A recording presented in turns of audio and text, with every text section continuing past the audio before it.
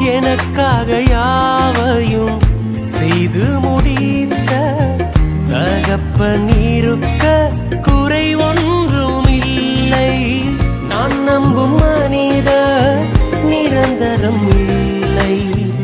நீர் என்னோடு இருக்க பயம் ஒன்றும் இல்லை. என் அலைச்சல்களை அறிந்தவரே, என் கண்ணீரையும் காண்பவரே, என் அலைச்சல்களை